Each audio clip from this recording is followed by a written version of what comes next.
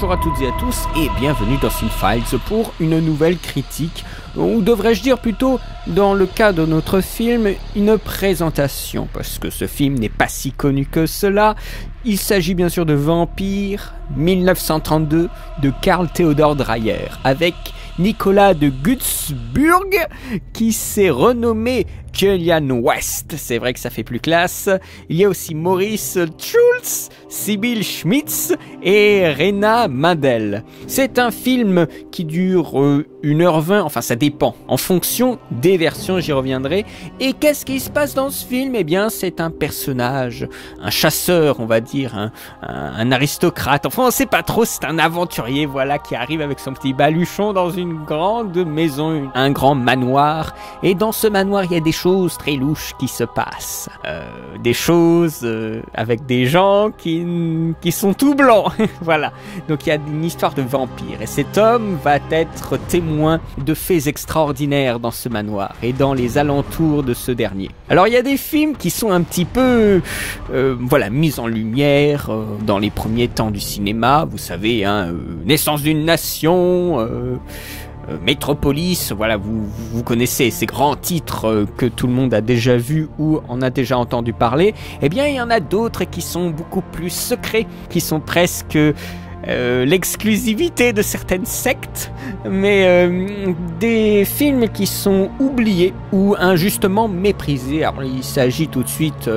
je tiens à vous rassurer, à rassurer bien sûr les gens qui connaissent ce film, il s'agit d'un film qui est souvent mis de côté par rapport à un autre film sur le vampirisme qui est lui beaucoup plus connu. Il s'agit de Nosferatu de Murnau.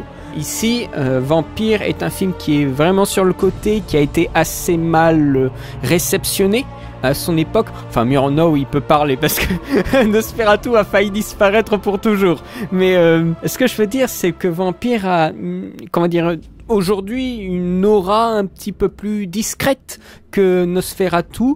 Quand on parle de films de vampires, dans les premiers temps, on pense d'abord à Nosferatu avant de penser à Vampire. Donc je me suis dit que ce serait plutôt intéressant de revenir sur Vampire. Je crois qu'il faut déjà un petit peu s'arrêter sur ce titre parce que c'est Vampire, V-A-M-P-Y-R. Alors que pourquoi qu'est-ce que ça veut dire ce Y-R? Eh bien, à la question pourquoi Vampire et non pas simplement Vampire écrit comme on l'écrit d'habitude, eh bien Dreyer a répondu parce que la lettre Y fait plus mystérieux. Voilà, il s'agit, on dirait du troll avant même que le mot ait existé. Donc, les naïfs resteront à l'opacité du film en attendant, de ma part, que je vais leur révéler le grand film. C'est-à-dire, je vais leur révéler le sens profond de Vampire. Eh bien, ici, il n'y a pas de tromperie, ni d'attente, ni de dissimulation et ni de vérité. Moi, je vais simplement vous présenter quelques aspects de la production que j'ai pu trouver à travers un écrit que je vous dévoilerai un peu plus tard et quelques idées du film et quelques narrations, mais ça va être extrêmement simple. Il ne s'agit pas d'une analyse, je tiens à le repréciser. Il y a beaucoup d'écrits par contre sur le film. Là, ne serait-ce qu'en bibliothèque, vous pouvez trouver des informations, ainsi que sur le net. Au fur et à mesure, le film se fait connaître. Et il y a des gens qui ont écrit des papiers dessus, des articles aussi qui sont en français. Donc n'hésitez pas à aller les regarder. Et moi, je n'ai pas tout dit sur le film avec cette critique. Surtout que il m'est arrivé une tuile, c'est que j'ai perdu mon premier texte et je suis furax. Vous savez, quand vous avez passé voilà, du temps à dérocher une 50aine de pages OpenOffice, et que tout d'un coup, votre texte, vous l'avez plus. Donc vous avez que la version où il faut tout redérocher encore une fois. Donc voilà, moi je l'ai un peu mal et ça m'arrive vraiment pas souvent. Hein. Je crois que la dernière fois que ça m'était arrivé, c'était pour les Aristochats. Donc vous voyez un peu le truc. J'ai dû refaire les choses et j'ai perdu un certain nombre de données, je le sais, et je déteste ça. Donc je suis vraiment désolé si la critique n'est peut-être pas au top. J'essaie de faire de mon mieux pour, sauver les meubles. Alors je suis incapable, voilà ça commence déjà, je suis incapable de vous parler d'histoire. Pour les gens qui ne connaissent pas tout, c'est un film qui est plutôt austère. Il y a un côté insolite et un petit peu tragique. Je suis incapable de vous parler d'histoire parce que c'est plus un film d'errance. C'était quelqu'un, voilà, notre héros Alan Gray qui va se balader dans le manoir et voir des choses, rencontrer des gens, voir des situations et tenter de les résoudre ou pas du tout. C'est un film qui est assez mystérieux. Il a été dit plusieurs fois que c'était une adaptation de Carmilla de Joseph Sheridan Le Fanu qui date de 1872, antérieure à Dracula de Bram Stoker. Il y avait beaucoup d'écrits sur le vampire dans la littérature rattachée au film. Je vous les épargne, ça ne rentre même pas dans le cadre du film. Mais sachez qu'il y a beaucoup de textes qui sont très passionnants sur le rapport avec la littérature. Je vous invite à aller les débusquer sur le web. La Passion de Jeanne d'Arc a été encensée par la critique, c'est le film précédent de Dreyer, mais ça lui a valu de sérieuses difficultés avec les producteurs. Alors pour échapper à ce type de difficultés, il tente le mécénat, et c'est pas souvent que nous avons le mécénat. Et en 1929, il a un contrat avec Nicolas de Gunzburg, un rôle de commande d'un baron qui voulait faire du cinéma, voilà. Oh bah moi je vais faire du cinéma, je vais faire un film. Mais le baron voulait le premier rôle, hein, tant qu'on y est, hein, donc...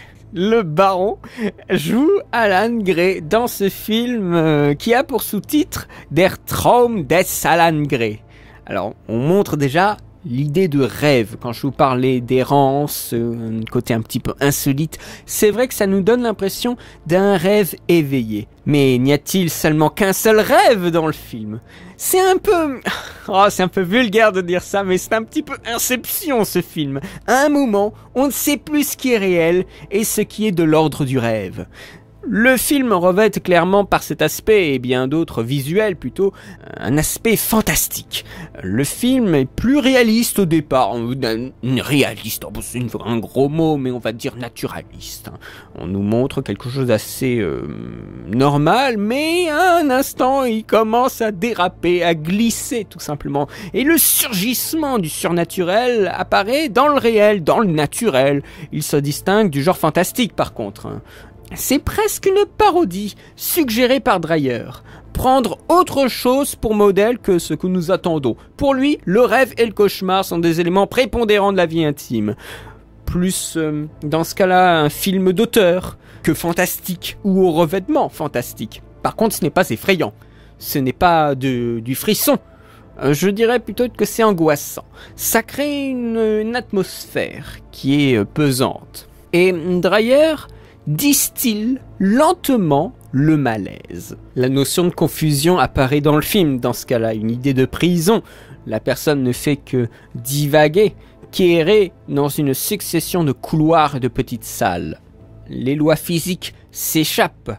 Si on n'est pas attentif, on ne comprend pas du tout ce qui se passe. Et on ne suit pas le récit et du coup on peut se déconnecter de l'histoire. L'étrangeté vient également du temps dans le film. Un temps imprécis, flottant. Et c'est finalement ça le cinéma. On nous montre un monde, un réel, mais un réel qui n'a plus rien à voir avec notre réalité. Donc c'est un autre réel qui est sujet à d'autres lois. Nous avons des successions de scènes audacieuses, mais peut-être improductives, puisque elles sont là, mais elles ne font pas avancer le récit. Y a-t-il seulement un récit dans le film ? Je vous sème le doute, hein. Mais c'est à la fois risible et remarquable, par l'absence de cohérence. C'est un film qui échappe à la compréhension du public. S'il ne s'informe pas, eh bien, il faudrait être prudent un petit peu avec le film. Il y a des choses qui m'échappent concernant ce film. Je le sais, hein. Certains disent que je louperais le meilleur. La relativité et la mécanique quantique remettent en cause l'immuabilité de notre monde sensoriel. Ça, c'est ce qu'il y avait sur le supplément des DVD MK2. Hein. J'ai des fois du mal à me rattacher à ces films poétiques parce que je suis peut-être trop terre-à-terre. Pour moi, Vampire est une histoire de nuit et de mort. Mais le film n'a pas de signifiant important. Les portes n'y ouvrant sur rien, sur aucun secret qui viendrait garantir un sens. Toute l'idée du film, c'est le travail sur l'abstraction. Une œuvre qui reprend un thème, qui traite à travers son regard et une subjectivité propre. Un rêve d'un personnage que je vais pas forcément beaucoup développer, je ne vais pas beaucoup parler des personnages. La plupart des acteurs n'étaient pas professionnels et dans le film, on nous présente plutôt des personnages typés. C'est assez terrifiant d'ailleurs, avec des idées, on fait jouer les silhouettes, on fait jouer les ombres qui se détachent des corps. C'est un monde en surimpression, un monde d'ombres, le bal des ombres. Ce sont des personnages aussi qui se déplacent dans des périmètres limités. Gray est quant à lui drainé par ce monde étrange. Il est incarné par notre baron et il est sacrément désincarné. On ne sait rien sur ce personnage principal et on n'en a rien à foutre. Il est tellement désincarné qu'à un moment il quitte son corps et va à la recherche d'une part cachée de lui-même. Il quitte littéralement son corps, c'est-à-dire que nous avons le personnage en surimpression à un moment. Il me semble, ça fait un petit moment que je l'ai vu. C'est une aventure psychique du récit. Plus en fait, je pense qu'une interaction entre le personnage et la partie faible du film. C'est une aventure qu'on pourrait même dire intérieure de son ego. C'est pour ça que je vous parlais du sous-titre Der Traum des Alan Gray. C'est complètement cohérent. Pourtant, si le personnage en lui-même n'invite pas d'emblée à l'identification, eh bien Dreyer nous place très tôt dans sa tête. Et sa pensée par la mise en scène fondée massivement sur le subjectif. Et avec la très bonne scène, je trouve, du lit quand Alan Gray est posé dans son lit et qu'il y a la porte qui essaye de s'ouvrir. Il se retourne et là, nous épousons son point de vue et son angoisse et son attente qui il y a derrière cette porte. Donc nous suivons vraiment à partir de quasiment le début du film un point de vue du personnage jusqu'à rentrer dans sa tête. Par des scènes très très simples. Gray, lui, semble traverser le film à la façon d'un somnambule. Il est très peu loquace. Et l'acteur là, le noble, le baron, il joue mal. Mais il joue mal. Mais vous n'avez pas idée à quel point il joue mal. Je peux pas vous montrer d'extrait par précaution pour les droits d'auteur, même si c'est un vieux film. Alors, au départ, il y a eu une volonté de faire un film muet. Les dialogues ont été donc réduits, les mots sont assourdis. Les appels sont voilés et les échos sont faibles, comme j'avais lu. Le silence qui est comme le corps de l'inquiétude. Ça, c'est une formulation formidable que je tire du livre de Jacques Aumont sur le film Vampire. Un livre en français qui détaille la production du film, la réception critique de l'époque, donc Vampire de Jacques Aumont. Je vous invite à aller regarder ce petit livre sans attendre, parce qu'en plus, il est court, donc... c'est merveilleux pour moi qui ne lis pas tellement. Donc, le silence qui est comme le corps de l'inquiétude. Formidable. Ce n'est pas ce qu'ils disent qui est intéressant, mais c'est la sonorité étrange qui ressort. Mais d'emblée, dès le début, on a un mec qui entre dans l'écran, comme nous rentrerons là dans le film, dans un univers qui n'est pas notre univers, et tout est normal, mais tout est extraordinaire. Alors on a le paysan qui arrive avec la faux, et c'est la mort, donc on a l'ordinaire et l'extraordinaire. J'ai pas envie de vous parler trop des personnages et des symboles qui véhiculent, parce que j'ai pas été très sensible. En même temps, ça vous gâcherait certaines idées du film. Les scènes se sont passées comme ça, et j'ai pas compris ce que je voyais, ni ce qui se disait, si ça faisait référence à quelque chose en particulier. Ici, le vampire, eh bien, il est vieux, il n'est pas jeune. C'est un vampire pas du tout sexy, hein. C'est un vampire authentique, un vampirisme qui est présenté comme une maladie, sans exorcisme. Le vampire peut rendre fou, il se nourrit de sa victime et le fait céder mentalement. Encore une autre vision du vampirisme que Nosferatu, de Murnau et Dracula, de Todd Browning. Je ne vais pas faire forcément le parallèle entre les trois, c'est un petit peu compliqué et c'est peut-être pas le but de la vidéo. Mais je pense que vous pouvez, si vous avez vu ces trois films, voir un petit peu les points communs et les divergences. La mise en scène, quant à elle, c'est là où ça va être un peu plus amusant, eh bien, elle est un peu forte de café, elle est ambitieuse dans certains gros plans visuels, des plans sur les crânes, quelques plans symboliques, et surtout des mises en scène de scènes en particulier, des plans en caméra subjective. Un peu de production, parce que j'aime beaucoup ça, j'aime beaucoup parler de la production, parce que j'ai l'impression qu'on en apprend tellement sur les emmerdes. Lorsque le réal se lance dans l'aventure, il a 41 ans. Longue carrière derrière lui, hein. Le Danemark qui est son pays natal, l'Allemagne, la Norvège, la Suède, la France. Donc il a fait beaucoup de choses. Il y a eu un tournage en avril 1930. La grande majorité de l'équipe technique n'avait pas travaillé avec lui sur son film précédent.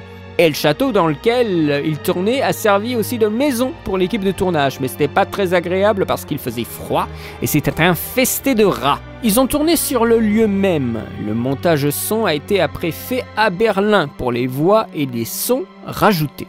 Ce que fait Dreyer, ce sont des effets de caméra assez simples, mais des compositions très travaillées. Le film est assez statique, mais il joue sur les différents codes, les fausses, les relances, entre naturalisme et parodie. C'est vraiment Jacques Aumont. Alors je pense que vous aurez beaucoup d'éléments que vous retrouverez dans le livre de Jacques Aumont dans cette critique, mais vraiment lui, il avait bien saisi et surtout il en parlait avec, plutôt il en écrivait avec beaucoup de simplicité. Donc on peut tous comprendre ce qu'il voulait dire à propos de Vampire. Une idée de répétition, presque d'ironie dans la mise en scène des clichés, enfin ce n'est pas encore des clichés à l'époque, mais d'idées, d'éléments récurrents dans le cinéma d'épouvante. C'est presque un dépouillement. Et bien sûr, c'est quelque chose qui a très peu d'effets spéciaux, des effets spéciaux que nous pourrions tous faire. Je pense que Dreyer était plus intéressé pour créer une atmosphère déroutante que créer une histoire cohérente, et c'est clair qu'il a réussi. C'est un rêve éveillé avec une sensation de flottement, une perte de repère, un décalage. Les fantômes ne sont pas à l'écran, mais la caméra adopte parfois leur point de vue. Le film est alors tourné sur le regard. Et finalement, notre cher Dreyer, il en joue complètement. Il est à gauche, et on a un panoramique très long qui se fait, et il arrive par la droite. Et là, on a aussi, du coup, une déspatialisation. Une confusion spatiale par le jeu de regard qu'on nous indique clairement au début du plan qui est détourné à la fin du plan. C'est le premier film sonore aussi de son réalisateur et ça s'entend. Il y a plus des teintes de films muets que de films sonores et du coup il revêt un peu une combinaison surréaliste. Les extérieurs sont en brouillard, on crée une atmosphère onirique par des effets de brume et de nuit. Une inversion également peut être repéré pour certaines séquences. Dans l'espace, les éclairages, un éclairage par le bas, et le haut est tout sombre. Des fois, on a aussi l'impression qu'il y a un voile gris qui a recouvert l'image. Alors ça, c'est pas un effet esthétique volontaire, hein, ça a été découvert en laboratoire, ils ont découvert le phénomène. Je me souviens plus des détails de l'histoire, c'est un véritable bordel, mais Dreyer s'est réapproprié l'idée et l'a intégré volontiers dans ce film. Alors c'est un peu le voile de la réalité, la fragilité de notre perception. Ah non, c'était juste un problème dans un laboratoire. Non mais voilà, c'est quand même incroyable quoi. Alors chez Dreyer, en principe... de ce que j'ai lu encore une fois chez Jacques Aumont, le noir c'est les ténèbres et l'erreur, le blanc c'est la lumière, la vérité sans blague, et le gris c'est un peu l'errance et la quête de vérité. On en revient à des notions un petit peu expressionnistes, la Stimmung, l'ambiance psychologique par les décors. Ici des décors un peu géométriques, donc là on en revient directement à une fibre expressionniste, la caméra est enfermée, pris dans un espace restreint, tout est tourné au château, c'est très oppressant, ça a une tonalité oppressante, hein, une ambiance claustrophobique, une multiplication de plans sur des fenêtres fermées ou barrées, obstruées, pour montrer qu'il n'y a aucune échappatoire. Les extérieurs sont inaccessibles jusqu'à la fin du film. La fin du film, enfin, on a un peu d'extérieur, très bel extérieur d'ailleurs, avec une espèce de brume, enfin voilà, c'est magnifique. Et si vous avez un petit peu vu des films expressionnistes, il y a certains moments où vous retrouvez cette Stimmung qu'il y a dans les films expressionnistes. Extérieur inaccessible, intérieur labyrinthique, nous sommes dans la confusion, la perte de repères, même du son. Notre héros croit avoir entendu des enfants et des chiens et en fait il n'y en a pas. Donc on nous perd complètement dans l'espace. Alors c'est le premier film parlant du réalisateur, sonore parlant, il a encore des teintes de film muet, comme je vous le disais, alors on ne saute pas à pieds joints comme ça dans le son, c'est très compliqué d'en faire en Europe. Les studios français sont en retard technologiquement. Les premiers films sonores français ont été tournés dans les studios en Angleterre. Donc il y a eu une utilisation timide du son de la part de Dreyer. Il l'a enregistré en 3 langues différentes, hein, anglais, français et allemand. Donc fallait refaire la scène 3 fois, en toute logique. Alors vous voyez déjà un petit peu le problème. Et Dieu merci, il n'y a pas beaucoup de dialogue. Quant à la musique, elle reste discrète. Mais elle ne cesse jamais, elle est plutôt monotone, hein. C'est vraiment de l'ambiance, hein. Pour terminer sur les quelques points du film, je parlerai pas de symbolique, mais je pense qu'il y a toute une imagerie de la mort. Des images marquantes, en tout cas dans les inserts, comme je vous le disais. Mais il y a une séquence qui est une séquence forte du film, qui est souvent citée dans les écoles de cinéma ou à l'université pour représenter le film, c'est la séquence du cercueil, qui est encore terrifiante aujourd'hui parce qu'elle est sans aucun son. C'est une des séquences les plus hallucinantes de la décennie des années 30, hein, je peux vous assurer que c'est vraiment fou, qui pose beaucoup de questions. Sur qui regarde à travers le cercueil, sur le mouvement et la fixité qui est fascinante dans la séquence. Sur le point de vue subjectif, vu du cercueil, c'est complètement abstrait. C'est génial, hein. On a une influence, je pense, de Epstein. Vous savez, je l'ai vu qu'une seule fois en même temps, la chute de la maison Usher. Ça devrait pas vous échapper si vous l'avez vu, ce film. Et c'est pas loin, franchement, de certaines expérimentations de Dali dans Le Chien andalou, hein. C'est un lien de filiation, je pense, entre Vampire et ces films-là, et même peut-être beaucoup plus loin des films de David Lynch. Je pense qu'il a dû citer aussi Vampire, peut-être dans des films qu'il connaît et qu'il aime plutôt bien, parce que je pense qu'on a un véritable lien dans ce fameux réel qui est en fait extraordinaire, un réel qui n'est pas réel, en même temps d'être un film d'errance.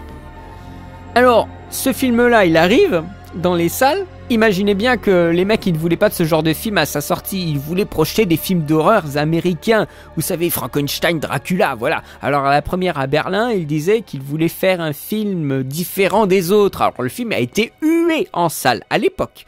C'est marrant qu'aujourd'hui on se masturbe sur plein de films qui étaient des échecs critiques ou publics, ou les deux à l'époque. Pour définir Vampire, j'ai trouvé deux citations qui étaient toujours dans ce bouquin de Jacques Aumont, une de Paul Klee: l'art ne reproduit pas le visible, il le rend visible. Très bonne définition qui correspond tout à fait à Vampire. Et une autre citation de Aldo Coyou: la vie forme des replis sinueux, seul le rêve pénètre ces replis. Encore une fois, vous pouvez même changer le mot vie par réel, le réel du film. Je trouve que c'est très juste, encore une fois, alors que à l'époque, les critiques disaient « Le ratage est incontestable, un travail sans intérêt, superficiel ». Le film fut l'objet de violentes discussions entre les spectateurs. C'est pas une bonne réception en général en Allemagne. Alors suite aux projections berlinoises, il y a eu un remontage du film, pour les Français, à ce que j'ai lu. Il a raccourci son film de quelques scènes de dialogue qui ont causé l'hilarité. Faut dire que quand il y a le baron qui ouvre son clapet, c'est pas loin de provoquer l'hilarité, je peux vous l'assurer. Le comique involontaire de certains dialogues a mené à des résistances, donc après ça allait un petit peu mieux. Il est sorti aux États-Unis en 1948 sous le titre de The Castle of Doom. On n'a pas de version anglaise en archive, il me semble. Alors l'échec, bien sûr, Dreyer ne fit plus rien pendant 10 ans. Et on sait qu'un an après la sortie du film, Dreyer fut interné dans une clinique psychiatrique de février à avril 1933. Il a filmé un rêve et ce rêve est devenu réalité. Oh, c'est magnifique. Voilà. Et ça, c'est quelqu'un qui fait vraiment corps avec son film, hein. Le film lui a sucé son énergie, hein. Non, mais c'est formidable. Vous voyez, c'est méta, en fait, le film. Le film, il est complètement méta. Il est complètement présent, il est complètement hybride. C'est un film à voir absolument. Mais sachez que l'errance et la confusion et l'incompréhension qui peuvent en découler pourront vous bloquer quant à l'appréciation de l'œuvre, l'appréciation de Vampire. Moi, ça a été le cas une première fois, ça a été un petit peu moins le cas pour faire cette vidéo, donc peut-être que quand je le reverrai 5-6 fois, je pourrai vraiment l'apprécier, mais plus vous avez des portes d'entrée, si vous connaissez l'expressionnisme, l'impressionnisme, le surréalisme, tout ça, eh bien vous pourrez peut-être beaucoup plus apprécier ce film-là que moi, rapidement je veux dire. Donc pour moi je lui mettrai un 14 sur 20, bien sûr noter un film aussi classique que celui-ci, mais pour la forme, c'est-à-dire aussi pour presque noter un petit peu la réception que j'en ai actuellement. Vous voyez aussi comme ça, je pense, les notes, vous pouvez les voir comme ça, c'est-à-dire une appréciation actuelle, émotionnelle bien sûr, du film, mais une appréciation voilà, de mon temps. Après, quand je reverrai peut-être le film bien plus tard, je serai atterré ou encore plus émerveillé. Donc il y a plein de choses sur le film, hein. Vraiment, si vous voulez faire des recherches dessus, il y a matière. Je vous le rappelle, le livre de Jacques Aumont, Vampire, m'a pu beaucoup me renseigner sur le film, et je n'ai pas du tout fait le tour du film. Et en plus, j'étais très vénère d'avoir perdu mon texte. Alors, je sais que j'ai perdu des notes et tout ça, et alors la vidéo que je vous ai proposée est un petit peu moins précise que mon premier jet.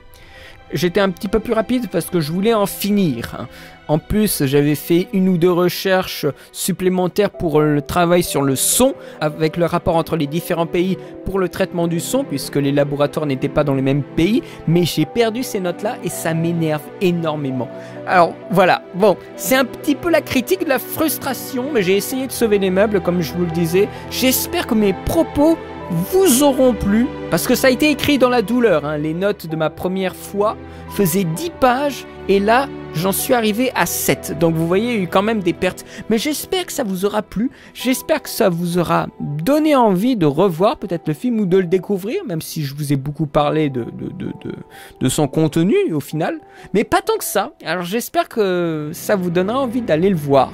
Quant à moi, eh bien, je vous remercie encore une fois. Voilà, ça fait du bien de faire un film un petit peu daté que plutôt les blockbusters américains. Ça, je tiens quand même à le faire régulièrement, hein. Il s'agit peut-être un tous les 2 mois, ou ça dépend. Franchement, ça dépend. Là, j'ai beaucoup de trucs à écrire, donc on verra. J'espère que ça vous aura plu. Je vous remercie beaucoup pour votre soutien, pour les commentaires que vous me laissez. Je vous remercie beaucoup. Je vous souhaite une très bonne journée, une très bonne semaine. Et à très bientôt pour de nouvelles vidéos. Allez, salut!